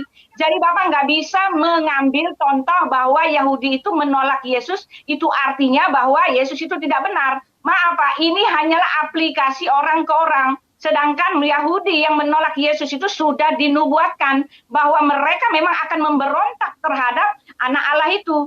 Di dalam Yesaya 63, ya bukan seorang duta, bukan seorang utusan, melainkan dia sendirilah yang akan datang. Dia yang menyelamatkan, dia yang menebusnya. Dan dikatakan bahwa dia akan memberikan manusia sebagai ganti nyawa manusia itu. Jadi dia yang akan datang melalui firman-Nya itu, dia memberikan manusia. Dan ketika Bapak mengatakan di dalam Yohanes 2, Yohanes 1 ayat 7 itu untuk penyesat, maaf Pak, di situ dikatakan barang siapa yang tidak mengaku bahwa Kristus telah datang sebagai anak manusia, itu justru untuk Bapak. Ketika Bapak mengatakan Kristus itu artinya Tuhan, Tuhan yang datang sebagai manusia, Bapak tolak, itulah artinya antikristus itu. Itu maksud yang dimaksud oleh Yohanes, karena Yohanes mengatakan bahwa kami ini ada di dalam yang benar, dikatakan dengan jelas di situ. Akan tetapi kita tahu bahwa anak Allah telah datang dan telah menyatakan, mengaruniakan pengertian kepada kita, supaya kita mengenal yang benar dan kita ada di dalam yang benar. Di dalam anaknya Yesus Kristus, dia atau Yesus adalah Allah yang benar dan hidup yang kekal. Jadi ayat-ayat yang Bapak kasih itu ngawur semua. Di dalam Ibrani 13 ayat 8 itu Yesus tidak berubah dalam ketetapannya. Yesus tidak berubah dalam kasihnya. Yesus tidak berubah. Dia tidak berubah dari dulu sampai sekarang dan selamanya. Ketika dia mengasihi, dia akan mengasihi. Itu maksudnya Pak. Konteksnya lihat dulu. Lalu di dalam Yesaya 9 ayat 5 itu juga ngawur. Bapak mengatakan itu untuk Raja Ahaz. Maaf Pak, ketika Bapak mengatakan memang itu untuk Raja Ahaz, Memang Yesaya memakai kejadian pada saat itu, tetapi untuk menubuatkan Raja Ahaz itu pada saat itu tidak ada anak yang lahir yang disebut Allah Bapa. Tidak ada anak lahir yang disebut Immanuel. Tidak ada yang berasal dari tunas Daud dan akan menghakimi isi dunia ini. Yang akan mati, bangkit lagi, dan hidup lagi, lalu akan menjadi hakim. Oh tidak, Pak. Lalu dia akan menjadi penebus dan juru selamat, akan dibawa seperti anak domba yang dibawa ke pembantaian, Yesaya 53. Tidak itu, Pak. Tidak, itu bukan untuk Ahaz. Ya kan? Nah, setelah itu, Bapak mengatakan bahwa sosok itu bukan berarti Tuhan itu tidak ada. Maaf, Pak. Lagi-lagi Bapak di sini hanya berasumsi dan hanya memberikan pengertian Bapak sendiri, kesadaran Bapak akan ketuhanan, dan hanya membuktikan keimanan Bapak, sedangkan Bapak sudah gugur menyalah-nyalahin kami dengan mencomot-comot ayat yang salah gitu loh. Silakan Pak Ibnu. Ya, faktanya Pak Ustaz itu menyembah Ka'bah. Ya, secara fisik itu Nabi Muhammad juga menyembah Ka'bah. Itu secara fisik. Secara rohani bagaimana? Nah, itu. Kalau dari pembicaraannya Pak Ustaz, itu kembali kepada Tuhan yang tak dikenal. Tuhannya Parmenides. Itulah sebabnya di dalam Al-Quran itu kalau kamu ditanya siapa yang kamu ikuti, ya ikuti millat Ibrahim. Ya, pada zamannya Ibrahim itu Tuhan yang tak dikenal. Nah, dari pembicaraannya Pak Ustaz, itu ada yang saya tanggapi, yang saya catat baik-baik, yaitu masih mencampur adukan ya dalil-dalil, mencampur adukan dalil Trinitas dengan dalil Tauhid. Dalilnya itu Trinitas itu Pak, kalau dikatakan kalam itu ada di dalam diri, yaitu diri Allah itu dalilnya Trinitas, bukan dalilnya itu Tauhid. Nah itulah anunya itu Imam Asy'ari itu sifat 20. Kemudian yang kedua, kayaknya Pak Ustaz belum memahami istilah sembah, ya, belum memahami itu istilah sembah. Ya, jadi secara nanti saya jelaskan itu sebentar. Kalau bagaimana wujud yang disembah oleh orang Kristen, nanti dari Trinity itu saya jelaskan. Tetapi dari pembicaraan itu yang ada saya ulang sekali lagi bahwa ada 3 ulama yang menentang Anda itu, karena Tuhan Anda itu adalah Tuhan yang tak dikenal, atau oleh Ibnu Taimiyah itu dikatakan kepada Anda itu pada waktu Ibnu Taimiyah berdebat dengan orang Asy'ari itu Tuhan Anda itu adalah Tuhan ideologi. Kenapa dikatakan Tuhan ideologi? Karena kalau ada 5 orang yang menjelaskan tentang Tuhan yang seperti itu berbeda-beda. Jadi jangan sekali-kali disematkan Tuhan, jangan sekali-kali penjelasan itu disematkan kepada Tuhan. Itu tidak mencukupi itu penjelasan Anda itu tentang Tuhan. Jangan. Harus itu penjelasan Anda itu Anda pahami sendiri. Itu belum mampu menjelaskan tentang Tuhan. Ya, kalau kita baca di Alkitab itu, misalnya di kitab Ayub itu jelas Allah itu besar, tak terjangkau oleh pengetahuan kita, tahun-tahunnya tak terselidiki. Nah, itu hebat Tuhannya orang dulu itu. Sama saja dengan di Al-Quran itu Tuhan yang tak dikenal. Tetapi setelah kedatangan Yesus itu Tuhan baru Tuhan bisa dikenal. Dan nanti Anda itu kayaknya juga kurang tahu membedakan antara Tuhan dengan Allah. Nah, ini kelompok Islam ini. Cukup dari Ibnu Taimiyah saja saya lawan Anda. Nah, itu sepertinya Anda sudah tidak mampu memahami Tuhan yang Anda tahu itu adalah Tuhan ideologi, Tuhan yang tak dikenal. Ya. Nah, itu jadi ada 2 ya yang masih belum bisa dipahami oleh Pak Ustaz, yaitu masalah menyembah, masalah Tuhan dengan Allah. Ya, secara fisik itu Pak, Bapak itu menyembah Ka'bah. Itulah sebabnya Tarekat Muhammadiyah mengatakan hadirkan Ka'bah pada waktu salat. Karena kalau yang Anda hadirkan itu adalah konsentrasi, maka konsentrasi itulah Tuhanmu. Kau hafal itu bacaan Al-Quran, bacaan Al-Quran itulah Tuhanmu. Kalau menurut Tarikatul Muhammadiyah, yang harus dihadirkan itu yang fakta, yang nyata. Ya. Pada waktu seandainya Anda salat di Mekah itu, di samping Ka'bah itu, ya tentu yang Anda lihat adalah Ka'bah itu, Anda menyembah Ka'bah. Tetapi pengetahuan kita tentang menyembah itu harus ditingkatkan lagi, karena pada waktu kita menyembah Ka'bah itu harus ada lagi ilmu supaya kita tidak menyembah Ka'bah. Ya. Jadi itu ada jawabannya di dalam Al-Quran, tapi saya mau tahu kemampuan Anda menjawab itu dari Al-Quran. Bahwa Anda itu menyembah Ka'bah atau menyembah ideologi. Ya. Nah, itu kalau dari segi penjelasan Anda itu tadi masih menyembah ideologi. Seharusnya Anda menjelaskan itu. Misalnya begini, Anda secara fakta ya, secara kenyataan, termasuk Nabi Muhammad SAW itu menyembah Ka'bah. Ya. Sekarang bagaimana Anda menghindari menyembah Ka'bah itu?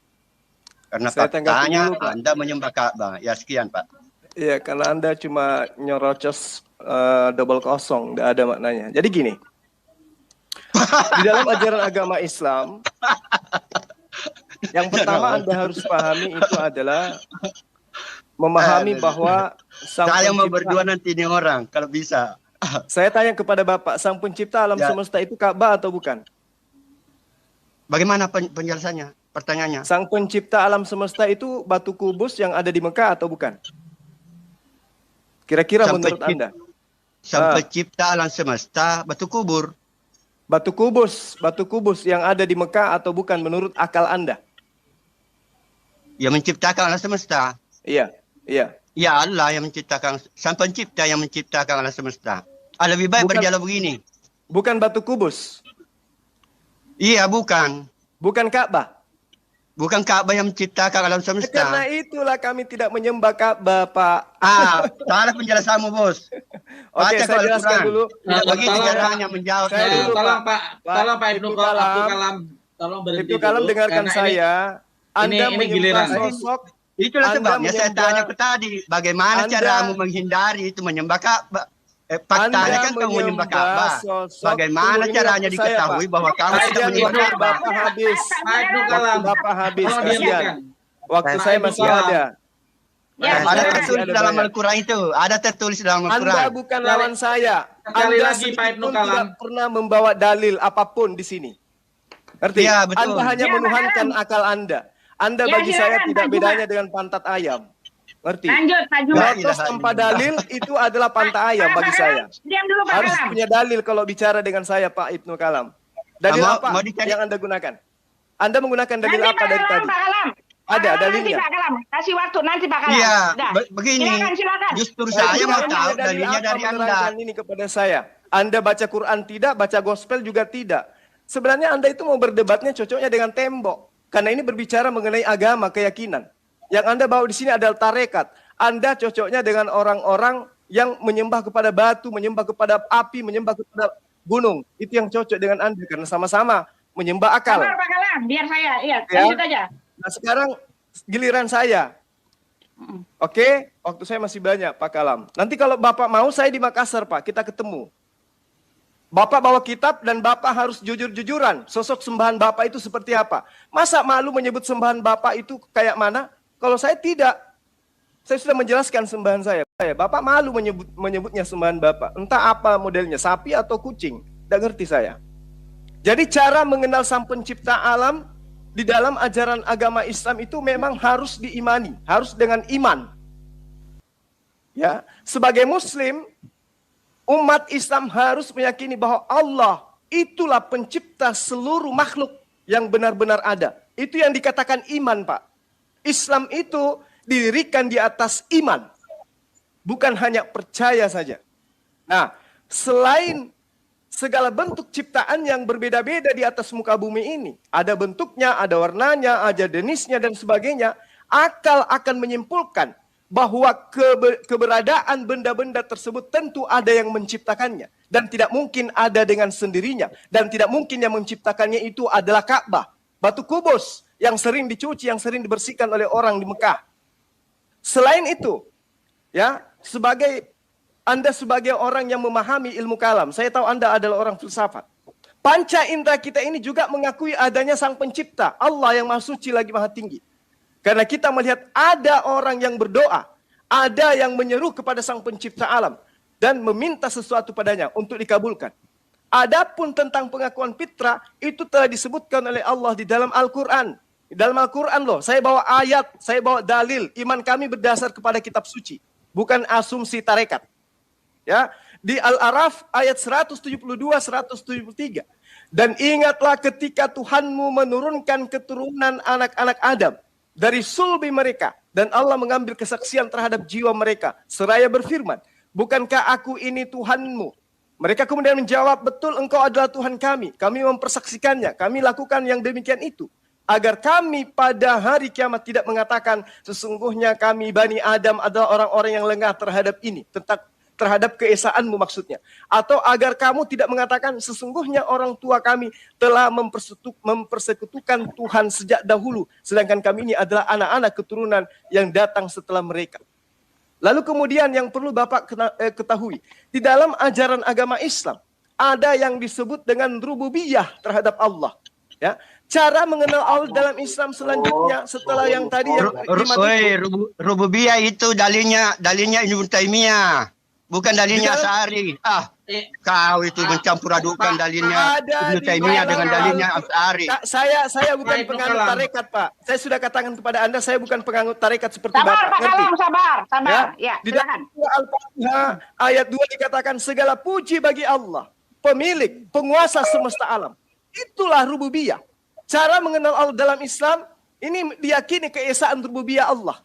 Sebagai umat muslim, sebagai umat Islam, kami wajib meyakini keesaan rububiyah Allah. Berupa bahwa hanya Allah yang mencipta. Tidak ada bantuan daripada Yesus atau makhluk-makhluk lainnya. Tidak ada. Dialah Allah yang memiliki, yang menguasai dan mengatur seluruh makhluk. Jelasnya bahwa hanya Allah yang menghidupkan. Hanya Allah yang mematikan. Hanya Allah yang memberi rezeki, mendatangkan kebaikan, hingga mendatangkan bencana. Allah yang mengawasi, mengatur, menguasa, pemilik hukum dan lain-lain sebagainya. Menunjukkan bahwa kekuasaan itu milik tunggal hanya bagi Allah. Tidak kepada makhluk yang lainnya. Dengan begitu, seorang umat muslim yang benar meyakini bahwa tidak ada sosok makhluk pun yang menandingi Allah. Dalam hal ini Allah berfirman dalam surah Al-Fatihah dan juga dalam surah Al-Ikhlas ayat 1 sampai ayat 4. Alkitab juga bilang begitu, Pak. Dialah yang Maha Esa. Allah adalah Tuhan yang tergantung kepadanya. Segala sesuatu dia tidak beranak. Di Alkitabmu Tuhanmu beranak. Ngerti? Dia tidak diperanakkan. Di kitabmu Tuhanmu diperanakkan. Ngerti? Dan tidak ada seorang pun yang setara dengannya. Coba bayangkan. Yesus setara dengan makhluk. Ngerti? Karena dia adalah manusia. Dan itu adalah sembahanmu yang kamu malu menyebutnya. Kemudian, dalam ajaran agama Islam, disebut mengenal Allah itu dengan uluhiyah. Cara mengenal Allah dalam Islam selanjutnya adalah dengan meyakini bahwa yang berhak diibadahi hanya Allah. Makanya Anda bingung. Tuhan Anda yang ketika Anda menyembah itu, yang mana Anda sembah? Coba tunjukkan sosoknya. Anda malu. Nanti kita berhadapan. Baru saya tunjukkan bahwa Tuhan saya adalah Mpok Ati. Nanti kita bertemu. Biar saya jawab, Ibu. Kamu jawab pakai dalil. Kalau kamu tidak ada dalil, kamu sama aja dengan pantat ayam ngomong tanpa dalil. Jadi di dalam ajaran agama Islam tidak boleh mendirikan atau melaksanakan sebuah ibadah kepada selain daripada Allah. Hanya Allah. Tidak boleh ada anak, ada Roh Kudus, dan tidak boleh. Hanya ada Allah yang harus diibadahi satu-satunya. Tidak boleh menyembah kepada tiga esensi. Walaupun kepada makhluk yang dekat kepadanya seperti Yesus, kepada malaikat, seperti Roh Kudus dan seterusnya. Apalagi kepada makhluk yang dilahirkan oleh manusia. Tidak boleh. Ya, tidak boleh sama sekali itu disembah selain daripada Allah. Di dalam surah Al-Fatihah ayat 5, hanya kepadamulah kami menyembah dan hanya kepadamulah kami meminta pertolongan. Itu salah tafsir kau, Bos. Salah terjemahan kau. Tidak ada kata menyembah di situ. Sekali lagi Pak Ibnu Kelam, Pak Ibnu Kelam, Anda jangan menyela. Anda jangan menyela. Kapasitas Saya- Anda Jadi- itu kapasitas Jadi yang Anda perlu belum- Anda jangan pahami merasa di dalam paling pintar. ajaran agama Islam, ruang lingkup ibadah umat Islam, segala yang dicintai dan diridai hanya kepada Allah. Baik berupa perkataan, baik berupa perbuatan yang lahir maupun yang batin. Ibadah akan diterima oleh Allah dengan 2 syarat. Nih. 1, ikhlas hanya untuk dirinya. Bang Atau Jun. mutaba'ah. Ikhlas Saya, yaitu mencari ridha hanya semata kepada Allah. Sedangkan yang kedua, mutaba'ah, yaitu mengikuti sunnah dari Nabi Muhammad SAW. Oleh karena itu, orang yang meyakini keesaan hak hanya milik Allah, maka dia hanya akan mengibadahi satu pribadi, yaitu Allah. Tidak ada embel-embel menyembah kepada anaknya atau kepada utusannya berupa Roh Kudus. Hanya kepada Allah saja. Sekarang pertanyaan saya, ketika Anda ibadah, siapa sosok yang Anda bayangkan di dalam ibadah Anda? Jangan malu-malu untuk menyebutnya di sini. Silakan. Bang Jun. Silakan Pak Saya Pekla. dulu. Ya, saya dulu Apa sebentar, sudah Pak. hadir? Ini udah tinggal iya, sedikit iya. waktu kita, Pak. Pak Ilmu Kalam. Nah, jelas ya, Silakan. sekali lagi walaupun Pak Jumat teriak-teriak Allah begini, Allah begitu, tetap intinya adalah hanya meyakini. Karena Pak Jumat tidak bisa membuktikan bahwa pernyataan saya, bahwa ayat-ayat yang dipakai oleh Pak Juma untuk menyatakan bahwa Yesus itu bukan Tuhan adalah salah semua. Bapak tidak sangka itu, tetapi Bapak hanya bercuap-cuap mengenai keesaan Tuhannya Bapak, lalu hanya begitu saja. Terus dari awal sampai akhir Bapak hanya berideologi, Bapak hanya mengimani apa yang Bapak percayai. Jelas seperti yang Bapak Kala mengatakan bahwa itu hanyalah ideologi Bapak gitu loh. Yang saya minta dari tadi adalah di mana pernyataannya, di mana ada bukti bahwa yang Bapak percaya itu ada, seperti dia menyatakan diri di tempat kami gitu loh Pak. Seperti bagaimana Tuhannya Bapak itu sama seperti Tuhan kami. Ya jelas tadi Bapak mengatakan seperti ini.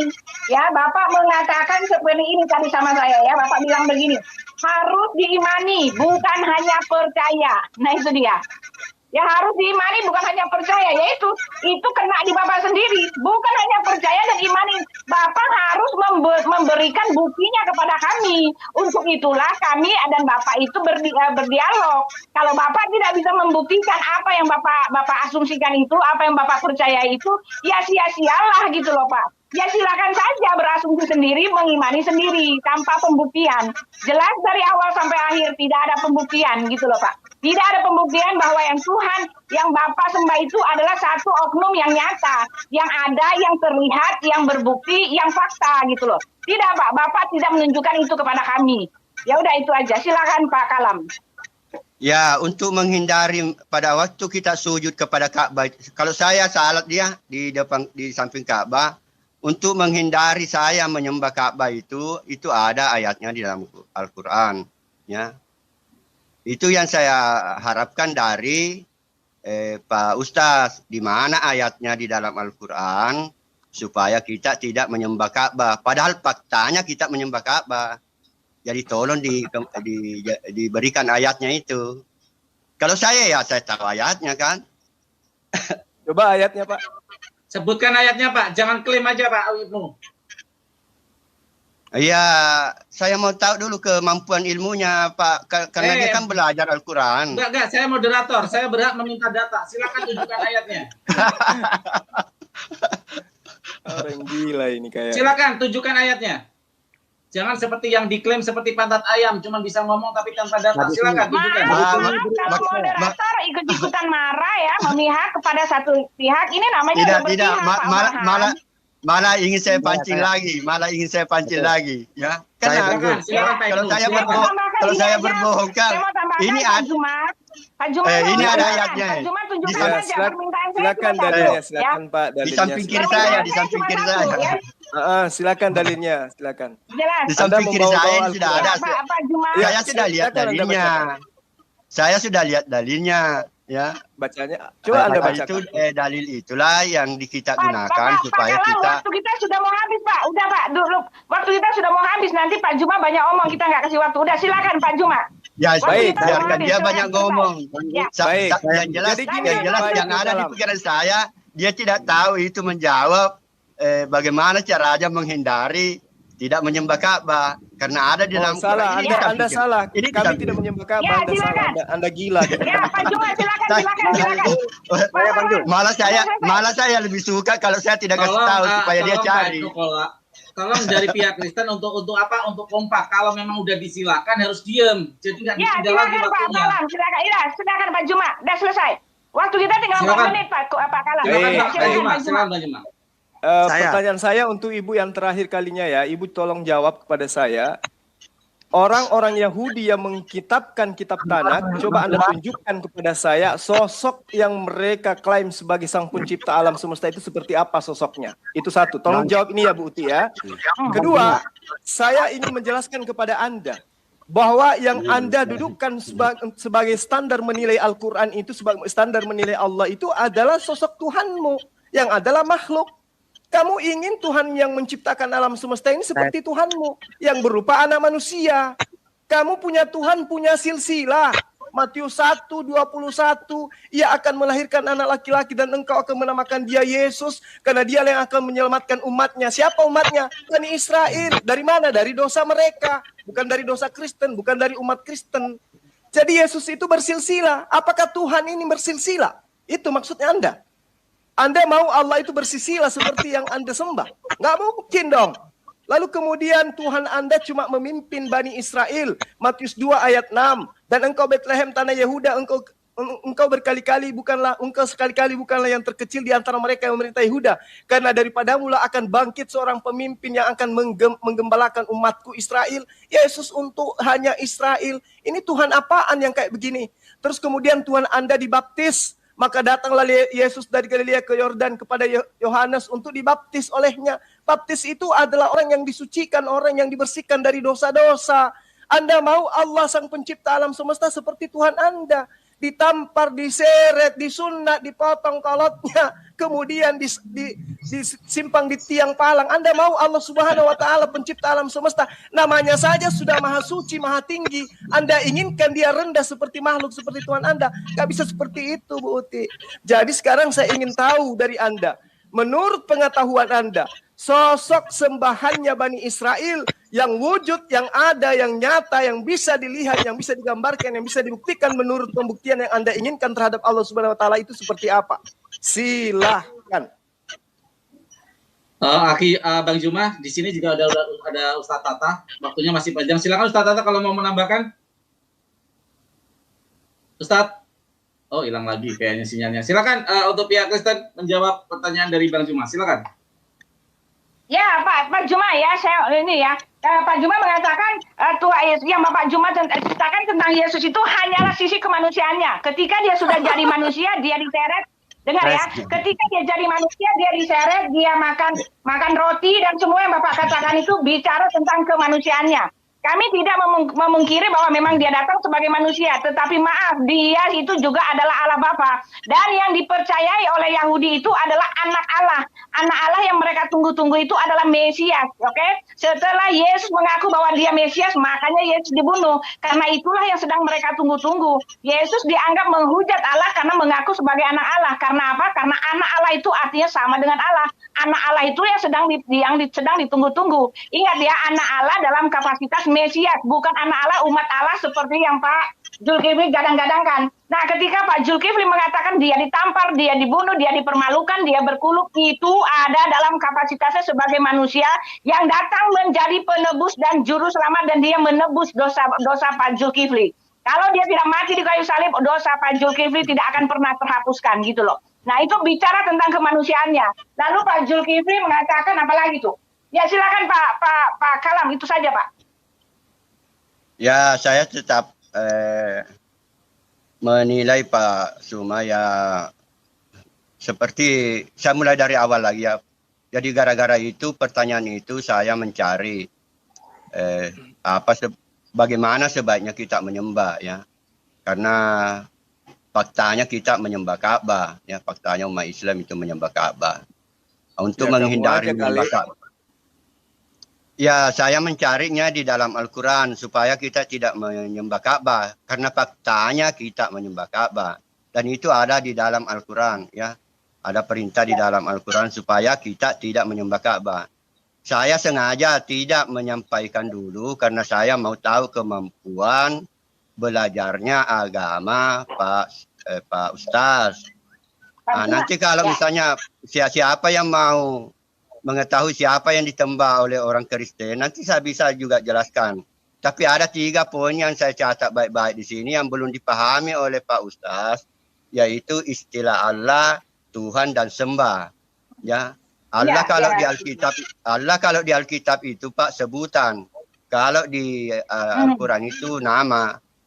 Kalau dan yang berbeda itu Pak Tuhan dengan Allah. Kalau di dalam Tertullianus itu sudah menjelaskan bahwa Bapak bukan anak. Itu sudah sesuai dengan Al-Quran. Di dalam Al-Quran itu kan dikatakan kafirlah orang yang mengatakan Isa Al-Masih itu adalah Allah. Itu betul, amin.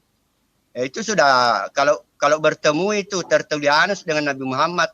Misalnya Nabi Muhammad ngomong sama Tertullianus kau kafir karena kau bilang itu Yesus itu Allah. Tertullianus bisa menjawab. Karena pada rumusan Trinitasnya itu sudah dikatakan Bapak bukan anak. Karena posisi Bapak di sini, posisi Bapak di sini adalah ya jangan dulu digambung. Posisi Bapak di sini adalah sebagai Allah, karena di dalam Alkitab itu dikatakan satu-satunya Allah adalah Bapa. Untuk tim Anda udah habis ya. Sekarang giliran tim Muslim untuk menghabiskan waktu, masih 10 menit 47 detik, masih panjang. Silakan pergunakan dengan baik untuk mematahkan argumentasi dari pihak Kristen. Silakan Bang Zuma dan silakan Ustaz Tata untuk melakukan 10 menit. Yuk, silakan. Bang Zuma, saya. Silakan. Oke. Jadi gini. Kalau Pak Kalam ini tidak punya bukti kalau kami menyembah Ka'bah. Memang tidak ada dalam Al-Quran. Karena memang pertama kali umat Islam itu menyembah Allah itu menghadap ke Baitul Maqdis. Bahkan itu berlaku sampai 6 bulan atau 16 bulan atau 17. Nah, setelah itu maka turun ayat disuruh pindah kiblatnya. Nah, orang Yahudi juga tahu bahwa itu bukan menyembah Baitul Maqdis. Ketika dipindah kepada Ka'bah juga bukan menyembah Ka'bah, tapi ini perintah berkiblat. Sebagaimana juga dalam perjanjian lama ya, aku menyembahmu menghadap ke bait suci ini, kan gitu. Makanya ketika Allah menyebutkan surat qad nara taqalluba wajhika fis sama falan walliyannaka qiblatan tardoha fawalli wajhaka syatral masjidil haram. Dalam tafsirannya Masjidil Haram itu adalah Ka'bah. Ka'bah itu apa? Kiblat yang pertama. Inna awwala baiti wudi'a linnas di Makkah. Ya, terus siapa yang membangun? Nabi Ibrahim dan Ismail. Mana dalilnya? Wa id yarfa'u Ibrahim. Terus, nah disitulah karena dia kiblat pertama, ya sehingga yang pada dasarnya ke Baitul Maqdis dipindah ke Masjidil Haram, yaitu Ka'bah.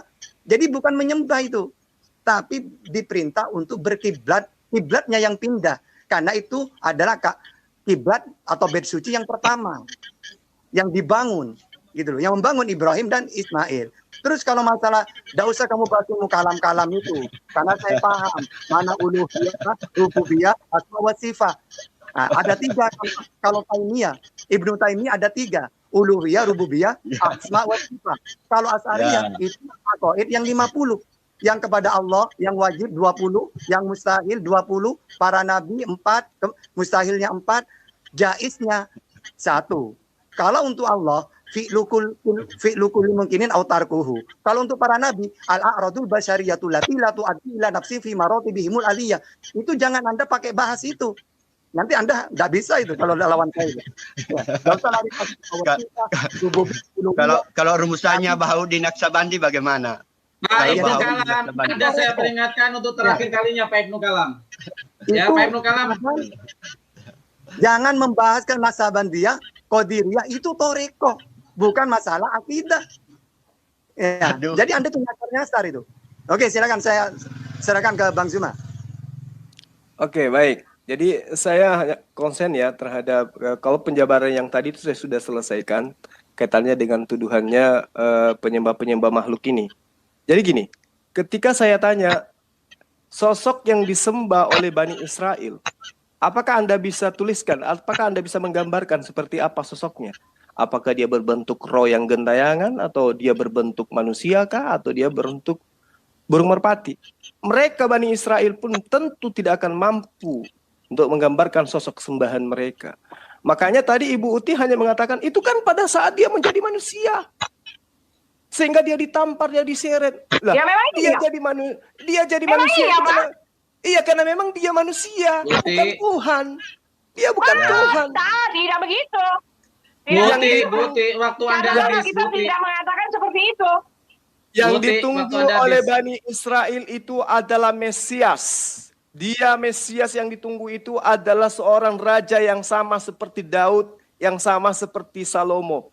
Bukan yang datang yang mereka katakan sebagai anak haram, anak yatim, tanpa ayah, ya hanya anak tukang kayu. Bukan yang seperti itu yang mereka tunggu. Lagian mereka mengimani kitab Yeremia 36 ayat 30. Sebab itu beginilah firman Tuhan tentang Yoyakim, Raja Yehuda. Ia tidak akan mempunyai keturunan yang akan duduk di atas tahta Daud. Dia tidak akan memiliki keturunan yang akan duduk di atas tahta Daud. Sementara Yesus itu adalah keturunan Yoyakim. Itu adalah keturunan Yoyakim. Yesus itu keturunan Yoyakim. Comot ayat. Jadi mau saya bacakan satu kitab gitu. Jadi Yeremia 36 ayat 30, sebab itu berfirmanlah Tuhan tentang Yoyakim, kakeknya Yesus, Raja Yehuda. Ia tidak akan mempunyai keturunan yang akan duduk di atas tahta Daud. Jadi bagaimana mungkin kemudian Matius 1 ayat 1 mengatakan dia adalah anak Daud, dia lahir seorang raja lahir di kota Daud bernama Yesus. Bagaimana mungkin? Sementara dalil dari kitabnya Bani Israel dikatakan firman Tuhan tentang Yoyakim, Raja Yehuda. Yoyakim tidak akan mempunyai keturunan yang akan duduk di atas tahta Daud. Jadi tidak mungkin Yesus itu akan diterima sebagai Mesias yang ditunggu oleh orang-orang Yahudi. Ya, itu yang perlu Ibu pahami. Bukan karena Yesus itu mengatakan dia Tuhan, maka dia ditolak. Waktu aja saya ngasih tahu. Bukan karena Yesus itu datang sebagai Tuhan karena dia ditolak. Karena dia datang itu mengatakan dirinya sebagai Mesias, makanya ditolak. Sementara Mesias yang ditunggu itu bukan dari keturunan Yoyakim. Yesus dari keturunan Yoyakim. Jangan-jangan Ibu nggak tahu. Jadi di dalam 1 Tawarik ya 3 ayat 15, anak-anak Yosia, anak sulung ialah Yohanam, anak yang kedua ialah Yoyakim, anak yang ketiga ialah Zekeria, dan anak yang keempat ialah Salum. Jadi tidak mungkin sang pencipta alam semesta itu inkarnasi dilahirkan oleh manusia. Maka Yesus ditolak bukan karena ditolak dia sebagai Tuhan, tetapi dia ditolak sebagai Mesias. Hanya orang Kristen yang diajarkan melalui penjajahan Romawi Yunani terhadap tanah Yudea, yang kemudian melanjutkan ajaran politeisme, yang kemudian mengajarkan ajaran penyembahan terhadap roh-roh. Apakah Tuhannya Kristen itu hanya berupa roh? Tidak. Tuhannya Kristen itu berupa roh-roh. Di dalam Wahyu 5 ayat 6, itulah ketujuh roh Tuhan yang diutus ke bumi. Kalau 7 roh berarti roh-roh. Penyembah roh-roh itu dianut oleh kepercayaan Yunani, Romawi. Silakan Anda bantah dalilnya. Saya membacakan dalil kepada Anda. Wahyu 5 ayat 6, itulah ketujuh roh-roh Theos yang diutus ke bumi. Berarti sembahan Anda adalah roh-roh. Kalau secara spesifikasi daripada ayat itu berbentuk dia bertanduk 7 dan bermata 7. Nah, kembali kepada pernyataan saya bahwa Yesus itu adalah manusia yang Anda sembah. Dia bukan Tuhan. Dia adalah sosok anak manusia yang kemudian Anda katakan, oh iya memang pada saat itu dia adalah manusia. Justru karena dia adalah manusia, maka dia bukanlah Tuhan. Karena dikatakan di dalam Ibrani 13 ayat 8 yang Anda bacakan tadi, Yesus dari sejak dulu, sekarang, maupun seterusnya selama-lamanya. Jangan diganggu Bu, biar saya nanti yang jawab. Berubah-ubah. Dia tetap Yesus. Dia tetap Yesus, tidak akan pernah berubah untuk selama-lamanya. 2 Yohanes 1 ayat 7, penyesat itu adalah mereka yang tidak mempercayai Yesus datang sebagai manusia. Oke, sekarang Sekarang Anda mempercayai Yesus Bukan sebagai Yesus datang sebagai manusia, Kristus. Kristus itu artinya Tuhan, ya. Buti. artinya Tuhan. Kristus itu artinya Mesias, orang yang diurapin. Daud juga diurapin. Kores juga diurapin, Harun juga diurapin, Salomo juga diurapin. Mereka semua adalah Kristus. Kalau Kristus adalah Tuhan, maka mereka adalah Tuhan semuanya. Pantas saja Ibnu Kalam tidak berani menyebutkan sosok Tuhannya. Ternyata Tuhannya itu adalah manusia, Sang Kristus itu. Jadi di dalam ajaran kitab Anda sendiri, Matius 4 ayat 8 dikatakan, dan iblis membawa Tuhannya Kristen ke gunung yang sangat tinggi dan memperlihatkan Tuhannya Kristen setelah Tuhannya Kristen itu dibawa oleh iblis dengan kemegahan dunia. Itulah Tuhanmu, itulah sembahanmu, berupa manusia, berupa anak manusia, dan dia tidak memiliki kekuasaan apa-apa. Aku tidak dapat berbuat apa-apa dari diriku sendiri. Jadi dua kesalahan. Pertama, Anda salah menuduh umat Islam menyembah Ka'bah. Kedua, Anda salah karena menyembah makhluk ciptaan Allah. Jadi Tuhan kami menciptakan makhluk, dan makhluknya Anda tuhankan. Demikian, silakan Adinda Tahta. Silakan, masih 1 menit lebih, Ustaz Tata. Ya, saya akan meneruskan bahwa memang Tuhannya umat Islam dengan orang Nabi-Nabi Israel itu sama. Nah, walaupun dalam Al-Quran banyak ayatnya ya. Bagaimana ini bisa bilang begitu? Tadi Pak Juma bilang bukan, sekarang kamu bilang sama. Bagaimana kalian nggak kompak? Yang tidak sama itu Tuhannya Kristen. Tuhannya Kristen dengan Tuhannya Islam itu tidak sama. Tapi Tuhannya Yudaism dengan Tuhannya Islam itu sama. Makanya belajar. Oh, tidak. Bagaimana bisa begitu? Tadi Iya. kamu mengatakan Bagaimana bisa tidak. begitu? Kenapa bisa Buti, Memang begitu? Yahudi menyembah Yesus.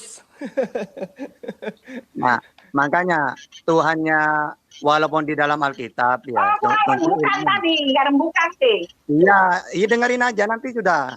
Ya. Buti, waktunya masih Islam. Saya kasih tahu ini tauhidnya para nabi. Dalam Ulangan 4:35. Engkau diberi penglihatan untuk mengetahui bahwa Tuhanlah Allah. Tidak ada yang lain kecuali Dia. Ya. Terus lagi Ulangan 6:4. Dengarlah hai Israel, Tuhan kita, Tuhan Allah itu Esa. Juga tauhidnya Nabi Daud. Sebab itu engkau besar ya Tuhan Allah. Sebab tidak ada yang sama seperti engkau. Jadi bukan manusia. Dan tidak ada Allah selain engkau. Nah ini Nabi Daud. Sekarang Nabi Salomo. Kemudian berdirilah Salomo di depan Misbah. Tuhan di hadapan segenap jemaah Israel. Nah, dia tidak tangannya ke langit lalu berkata, ya Tuhan Allah Israel. Tidak ada Allah seperti engkau. Nah jadi sama seperti Al-Quran. Laisa kamitslihi syai'un. Tauhid Nabi Yesaya. Ya. Oke, terima kasih. Uti, udah habis Ustaz Tata. Waktunya sayang sekali udah habis ya.